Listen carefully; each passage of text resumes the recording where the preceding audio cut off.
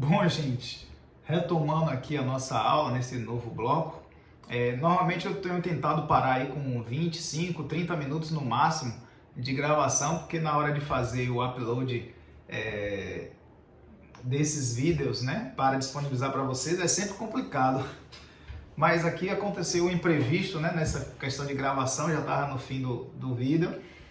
A câmera começou a meio que querer despencar aqui, eu tive que dar uma pausa antes.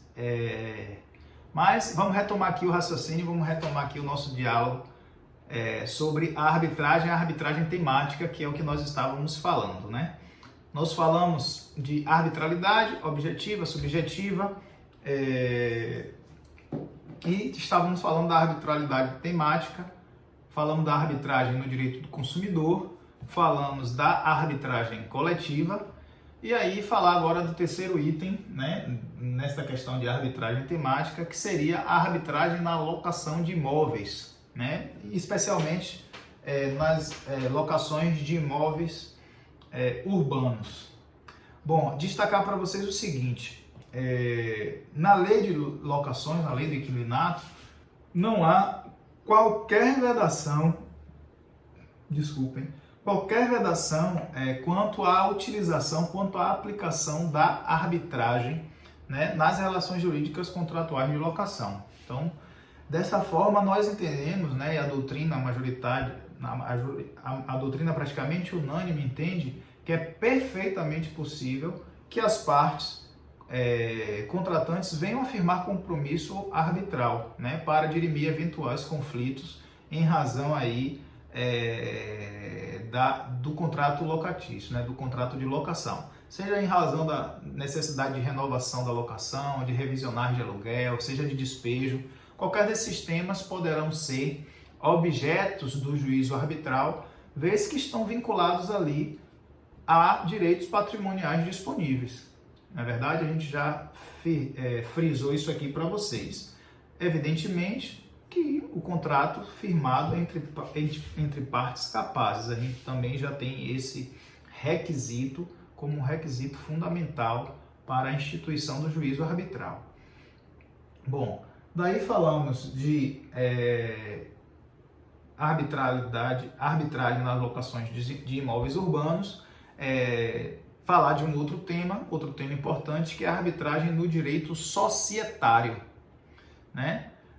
Também, quando falamos de arbitragem no direito societário, é fácil, é dinâmico o pensamento, é rápido vir à nossa mente de que é plenamente possível, né?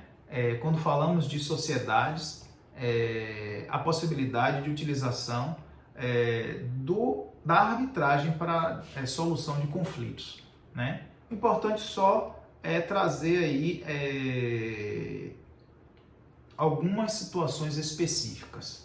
Bom, primeiro que a gente tem que entender o seguinte: quando se cria uma empresa, em regra, os sócios, eles de antemão, os que estão querendo entrar em associação, de antemão eles já estabelecem ali uma discussão de todas as cláusulas que irão compor o contrato social. Então presume-se que a cláusula arbitral constante do contrato social, ou seja, do contrato que dá vida à empresa, né, ele já foi previamente discutido. Então, por isso, os próprios sócios já declararam, né, espontaneamente o seu interesse em participar do juízo arbitral nas soluções de conflito que envolvam aquela sociedade. Não é diferente nas sociedades anônimas. Também na constituição da sociedade anônima, aqueles contraentes que participam da fundação, né, no seu estatuto de fundação da sociedade anônima, também constando, né, de início no estatuto da sociedade a cláusula arbitral, ou seja, onde serão submetidos ao juízo arbitral as questões litigiosas que envolverem a sociedade, os sócios, melhor dizendo, né, os participantes da sociedade. Presume-se também que a manifestação foi debatida, discutida, decidida e voluntariamente aceita. A grande questão, o grande o grande problema, né, com relação ao compromisso arbitral, a cláusula arbitrária nas relações societárias é em razão do surgimento da necessidade, do surgimento da inclusão de uma cláusula arbitral depois da fundação dessas sociedades, seja ela sociedade anônima, seja das empresas limitadas. Por quê? Porque poderá aí, neste caso, eventualmente, algum sócio ou a minoria dos sócios, né, vamos dizer assim, não concordar com a instituição da cláusula arbitral, né?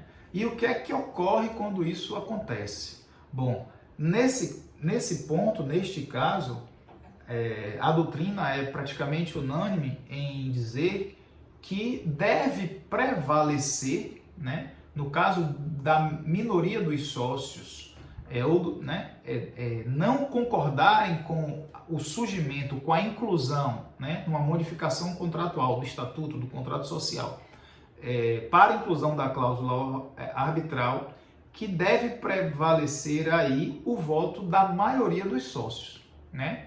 Ou seja, deve ser efetivada a supremacia da vontade da maioria dos sócios nas deliberações da empresa.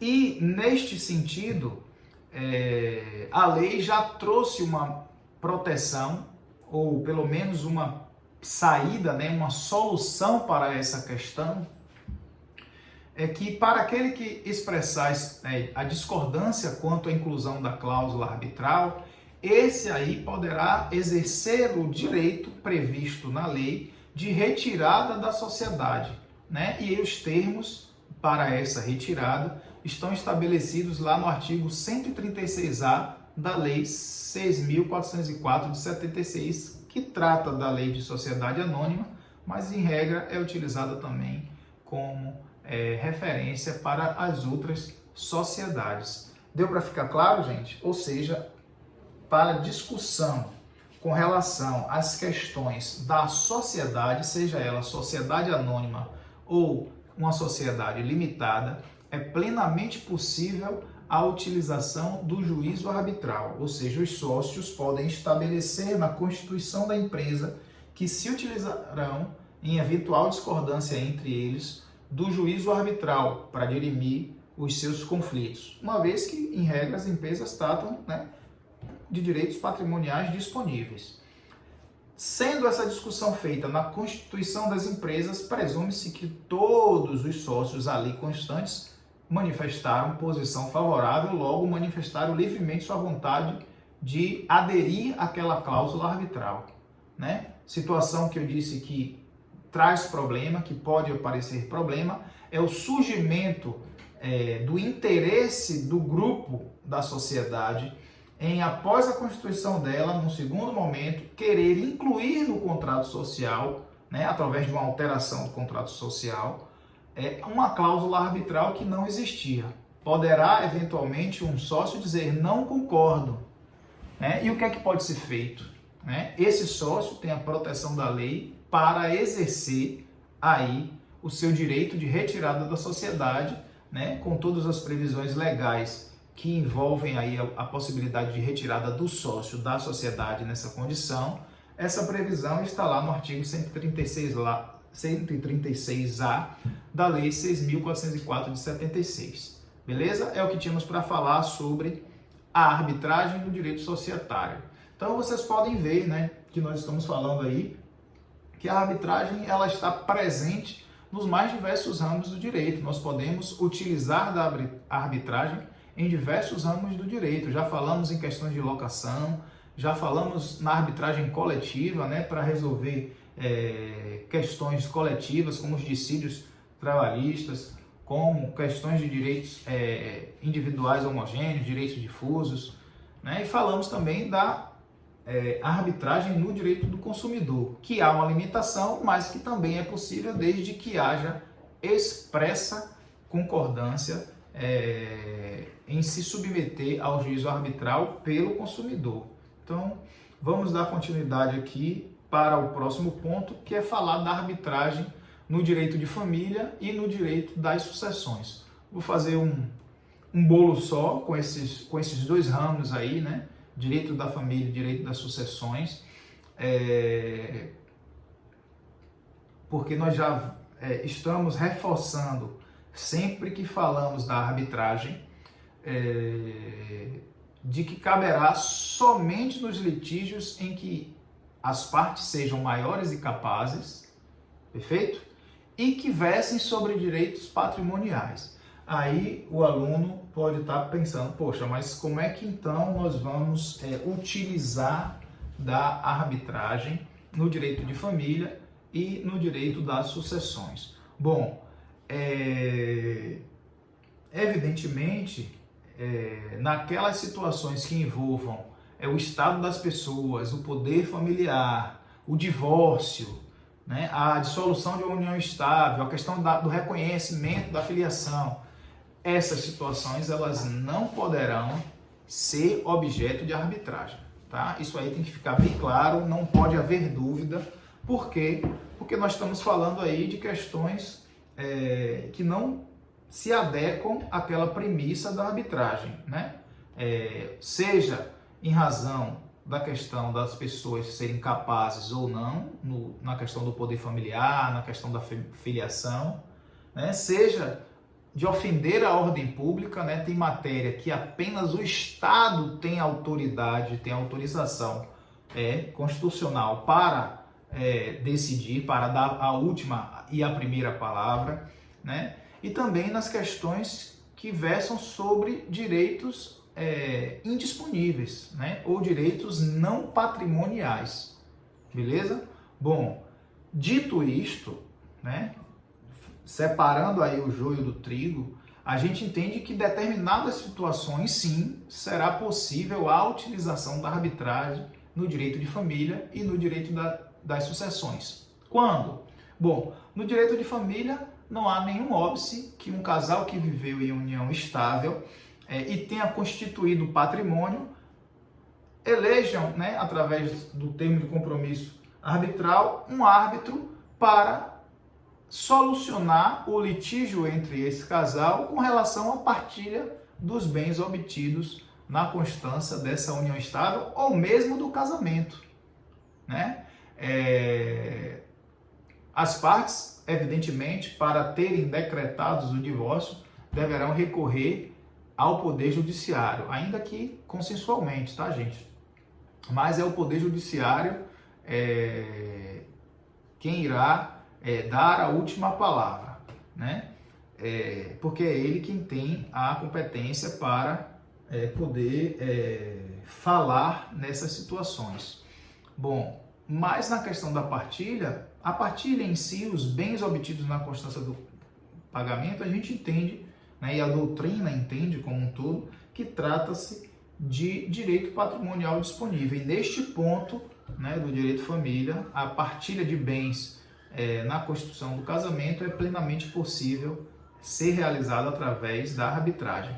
Esta mesma ideia, este mesmo raciocínio, a gente transporta para o direito das sucessões, e aí que também em situações peculiares a partilha dos bens, né, deixados em sucessão poderá ser realizada através da arbitragem, porque não, havendo maiores capazes apenas, né, e como herdeiros, né, estando aí concordes com relação à partilha dos bens, ser realizada através da arbitragem. Evidentemente que essa arbitragem depois deverá ser levada à justiça, eventualmente, para poder, ou ao cartório, para poder, né, ser feita ali a escritura pública ou o juiz homologar aquela partilha para que possa, com ela, aí sim, ser realizada a transmissão final. Beleza, gente?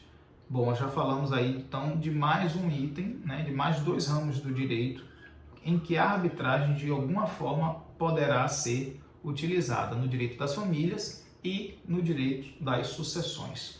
Bom, um sexto ponto aqui, um sexto item de arbitragem e os ramos do direito, a gente poderia falar da arbitragem no direito do trabalho.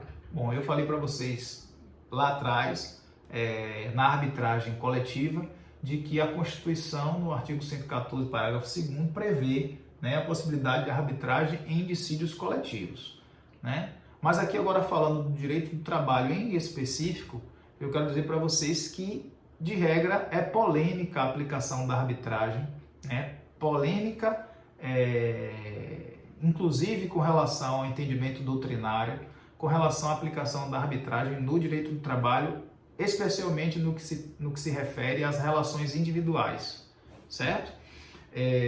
Então eu vou me prender aqui, não vou me alongar nesse debate. Eu acredito que lá nas matérias que vocês discutam sobre direito do trabalho, isso pode ser melhor estudado, né? O objetivo aqui não é estudar o direito do trabalho e a arbitragem, e sim mostrar a arbitragem nos mais variados ramos do direito. A gente já falou da possibilidade no direito do trabalho com relação ao dissídio coletivo e de uma previsão específica da própria CLT, que prevê no seu artigo 507A a possibilidade de arbitragem individual, certo? Ou seja, o artigo 507A da CLT possibilita a ocorrência da arbitragem individual, ou seja, o obreiro, o empregado, poderá firmar termo de compromisso arbitral com o seu empregador para dirimir eventuais conflitos em relação àquela relação de trabalho, mas a própria lei traz requisitos específicos que eu vou ler aqui para vocês. Quais são eles? Somente os empregados que receberem remuneração superior a 2 vezes ao teto estabelecido no regime da Previdência Social, né? E a arbitragem, ela tem que ser firmada, né, o compromisso arbitral, por iniciativa do empregado ou, pelo menos, por expressa concordância desse. Então, vejam, a lei delimita de forma clara qual é o empregado que poderá, de forma individual, estabelecer compromisso arbitral, né, e delimita que este empregado deverá, ou ele próprio, tomar a iniciativa de estabelecer no seu contrato de trabalho esta cláusula, ou, sendo oferecido pelo empregador, ele manifeste expressa concordância. Vou ler para vocês o que diz o artigo 507A. Nos contratos individuais de trabalho, cuja remuneração seja superior a 2 vezes o limite máximo estabelecido para os benefícios do regime geral de previdência social, poderá ser pactuada a cláusula compromissória de arbitragem, desde que, por iniciativa do empregado ou mediante a sua concordância expressa, nos termos previstos na Lei 9.307, de 23 de setembro de 1996. Bom, então tá aí o que diz a CLT, e é isso que eu tenho para trazer a vocês da arbitragem e o direito do trabalho, né?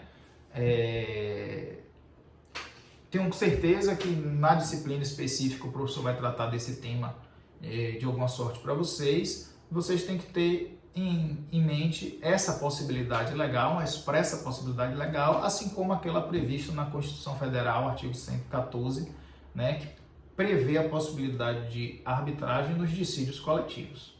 Perfeito? Bom, outro ramo do direito aqui junto à arbitragem, né? A arbitragem na administração pública. Bom, era muito controverso a arbitragem ser utilizada na administração pública até o advento de uma lei recente, lei posterior ao Código de Processo Civil, a Lei 13.129 de 2015, lei que veio alterar a lei de arbitragem para adequá-la, né, a esse novo pensamento, a esse novo sentido do Código de Processo Civil que nós temos aí a partir de 2015. É com essa lei que se insere no artigo 1º, que nós lemos para vocês no início, no artigo 1º e 2º, perdão, no parágrafo 1º e 2º, no artigo 1º, ou seja, essa lei insere normas, insere regras na lei de arbitragem, onde normatiza a possibilidade da administração pública, seja direta, seja indireta, de fazer uso da arbitragem para dirimir conflitos referentes a direitos patrimoniais disponíveis. Perceba, a Lei 13.129 de 2015 insere parágrafo 1º e 2º do artigo 1º para dizer: a administração pública poderá se utilizar, a administração pública, seja direta ou indireta, poderá se utilizar da arbitragem para dirimir conflitos que se refiram a direitos patrimoniais disponíveis. Bom, é importante destacar, né, que tendo a administração pública esta possibilidade expressa agora na lei, que não tinha anteriormente, é importante a gente ter em mente que esses direitos patrimoniais disponíveis, eles têm que estar, né, essa possibilidade de utilização da arbitragem, ela está vinculada aos atos da administração pública, atos de simples gestão. Né? Não é qualquer ato, não é qualquer situação patrimonial que a administração pública poderá se utilizar da arbitragem para dirimir os seus conflitos. Apenas naqueles atos de simples gestão, ou seja, naqueles atos de gestão patrimonial. Ou seja, aí nesses casos, a administração pública poderá, sim, efetivamente, firmar o compromisso arbitral para resolver os conflitos, né, em razão de contratos, de prestações de serviço, dentre outras questões que envolvem a administração pública, né? Mas tem que ficar claro, o juízo arbitral não poderá abranger questões, conflitos que envolvam atos administrativos de autoridade, ou seja, aqueles que têm o revestimento do poder de império, né, de decisão, de comando, de autoridade do Estado brasileiro, certo? Esses aí não há possibilidade de se acordar nem transigir, então não poderão ser submetidos, nesse caso, ao juízo arbitral. Bom, gente, falei desses pontos, a gente poderia ainda falar de outros ramos do direito que se envolvem ou não com a arbitragem, mas eu acho suficiente. A ideia é dar um espectro, né, amplo para vocês da arbitragem no mais diferentes ramos do direito, ver como é possível em diversas situações se utilizar da arbitragem nesses ramos do direito. A gente poderia falar aqui da possibilidade de utilização da arbitragem no direito tributário, das controvérsias doutrinárias que se incluem aí, alguns defendendo a possibilidade de arbitragem em determinadas situações que versem sobre o direito tributário, também do direito ambiental, né, onde a arbitragem, a gente já falou lá da arbitragem coletiva, né, o meio ambiente ele faz parte aí dentro desses direitos meta-individuais, então tem uma certa ligação em determinadas situações, né, que se envolvam direitos patrimoniais, ou seja, a indenização em razão de algum dano ambiental. Este ponto em específico da discussão, né, por se tratar de direito patrimonial disponível, ou seja, o quanto de indenização deverá ser pago àquele que sofreu o dano, não pode se discutir, evidentemente, se existe dano ou não, né? Porque aí ultrapassa a esfera de atuação da arbitragem, que são direitos disponíveis, que são direitos patrimoniais disponíveis. Beleza? Antes de finalizar a aula de hoje, vamos dar mais um passo, né? Falamos de arbitralidade, falamos de arbitralidade subjetiva. Subjetiva tem a ver com as partes e com a natureza das próprias partes, a capacidade dessas partes. E falamos de arbitralidade objetiva, né? Tem a ver com o objeto da demanda, direitos patrimoniais disponíveis, não pode ser objeto de arbitragem direitos indisponíveis, né? questões de ordem pública, tudo isso a gente já viu. Falamos de arbitragem e ramos do direito, né, arbitragem temática, e agora, para fechar nossa aula, falar da arbitragem obrigatória ou necessária. Bom, depois de termos massificado aqui a informação de que a arbitragem só poderá ser realizada em razão de situações que envolvam direitos disponíveis, né, direitos patrimoniais disponíveis, que as partes têm que ter capacidade. Falamos aqui da arbitragem no direito do consumidor, onde tem que aí haver uma expressa concordância, né, uma expressa manifestação de vontade do consumidor. Falamos da arbitragem no direito do trabalho, onde deve haver uma expressa concordância livre, né, espontânea do trabalhador. E aí vamos falar desse tema, arbitragem necessária ou obrigatória. É possível?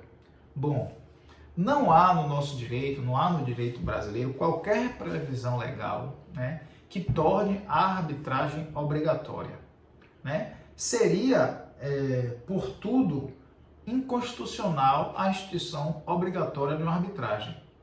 Não é verdade? Essa compreensão a gente tem que ter em mente. Por quê? Porque uma arbitragem obrigatória, uma arbitragem imposta de forma necessária, ela ofenderia de forma direta, de forma clara, a própria garantia constitucional de acesso à justiça, o próprio princípio constitucional de acesso à justiça, que está lá estabelecido no nosso artigo 5º, inciso 35 da Constituição. Então, tem-se como completamente inconstitucional, tem-se como inconstitucional a possibilidade de arbitragem necessária ou obrigatória, né? Está fora de questão a possibilidade de arbitragem obrigatória. Nada impede, entretanto, e é neste ponto que eu quero chamar a atenção de vocês, que o próprio Estado, o próprio legislador, melhor dizendo, ele adote dentro das normas, né, que ele venha criar, postura de recomendação, né, da utilização destas alternativas soluções de conflito para que se enquadrem melhor com determinadas relações jurídicas, né, determinadas questões, para que os cidadãos, as partes, elas adotem essas medidas de forma facultativa, de forma espontânea, evidentemente, no intuito de desafogar o próprio judiciário ou obter, muitas vezes, uma maior celeridade e uma maior eficácia na solução do conflito, né? Então, o estímulo, né, à utilização da arbitragem, seja da mediação, seja da conciliação, mas falando aqui de arbitragem, né, que as partes, né, em litígio societário, em litígio locatício, né, que a gente tratou aqui com vocês na arbitragem temática, eles venham utilizar desses mecanismos, né, visando não só uma maior eficácia, uma maior eficiência na decisão, né, de alcançar a decisão de forma mais célere, mais efetiva, e também para desafogar o Poder Judiciário, que anda completamente sufocado com o número cada vez crescente de demandas, né, de processos a processar e julgar. Beleza, gente? Então não é possível a arbitragem obrigatória ou necessária no nosso direito brasileiro. Bom, ficamos hoje por aqui. Eu agradeço a paciência e a presença de vocês aqui. Continuem acessando o AVA, gente. Toda semana eu estarei postando essas aulas até que essa situação normalize e a gente possa estar novamente juntos em sala de aula, certo? Peço a compreensão de vocês. Para mim também gravar aulas é um mundo completamente novo. Eu sei que tem muitos professores aí, youtubers, né, ou que estão acostumados com a gravação de videoaulas. Esse é um mundo novo para mim, eu estou me adaptando, assim como muitos professores da casa, eu tenho certeza que estão se adaptando, apesar de outros já estarem mais, como é que eu posso dizer, familiarizados com essa questão, beleza? Mas não vamos deixar a peteca cair, como dizia-se. Vamos manter o foco nos estudos, vamos continuar perseverantes aí, né? Nos proteger nesse momento para, assim que essa situação passar, todos nós possamos estar juntos lá em sala, né? Retomando as nossas atividades presenciais, certo? Um grande abraço para vocês. Se tiver dúvida, manda essa dúvida pelo AVA, certo? Manda lá no grupo, se for uma dúvida comum a todos, a gente pode tentar conversar. E se for uma dúvida grande da maioria, eu posso vir a gravar um novo vídeo e postar para vocês, tá bom? Grande abraço, valeu, até a